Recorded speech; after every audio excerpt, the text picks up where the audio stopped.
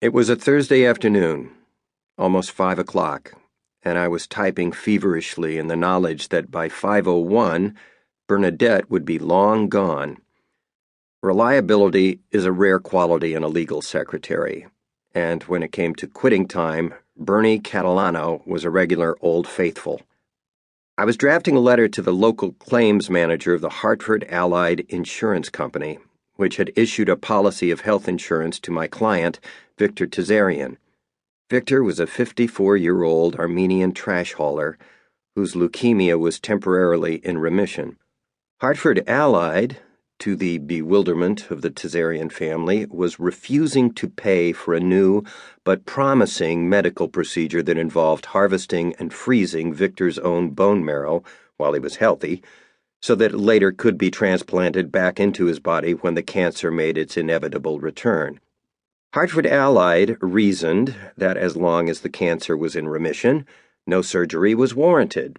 In other words, they wouldn't pay for the procedure until Victor got sick again, and, of course, once he got sick again, the procedure would be useless.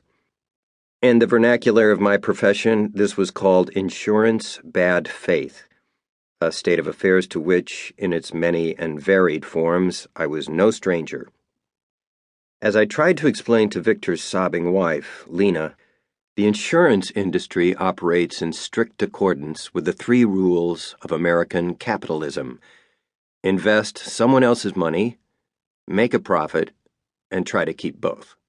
And so Victor Tazarian lay in a pre-op ward at the City of Hope National Medical Center, awaiting a surgical procedure that costs more than he'll earn in a lifetime, while Hartford Allied's regional claims manager stood by his fax machine in Thousand Oaks, waiting for a demand letter from me that we both knew he had no intention of honoring.